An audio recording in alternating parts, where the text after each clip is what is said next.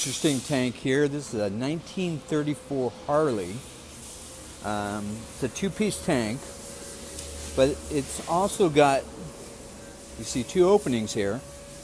One's gas and one's oil. So it's separated inside. I can put my finger in here and feel the wall here. That's for the oil. So it's two separate tanks. So I've never done one like this before. This is the first time. He's obviously sandblasted the tank. He's doing a full restoration on it. And it's got various dents that he wants me to work out. Over here on this edge, got a pretty good one, and another one over here.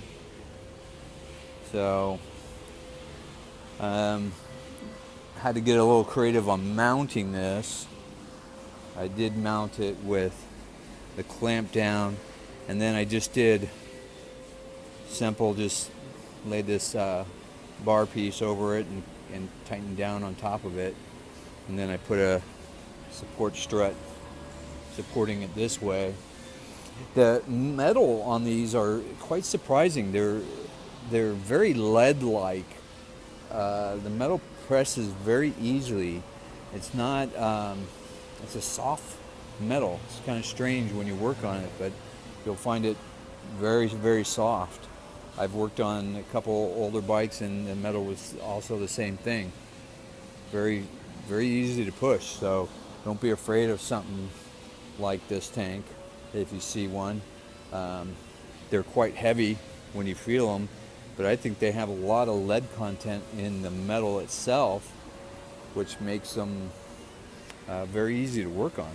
So I'll come back and show you what it looks like afterwards. But this thing's got JB weld on it, so he's got some problems, stuff down here that he's gonna have to try to fix, but I'm not going to worry about that. I'm just going to do the dents, and that's it. All right. Check back with you later. All right. I just finished up this tank. Basically, I'm just roughing it out. So you just has to put a skim coat on this. It's a 1934 Harley-Davidson, and this was all dented in here. Got this the best I could. There's a dent right here. That feels pretty good. There's one way down here, and that was really tough, but I got it out. And the nice thing about these older tanks is the metal either had a lot of copper in it, or it's very soft. It's very pliable. The metal moves really, really well. Don't be afraid of these tanks.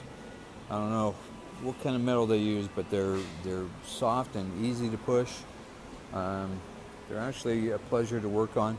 And one of the tricks that I do is I take a piece of packing tape and I put it over the dent to give it a shiny reflection so I can see what I'm doing. That's my little tip that I do, and works great. Here I'm slightly leaving a little bit low so they can do a skim coat, because it's got quite a bit of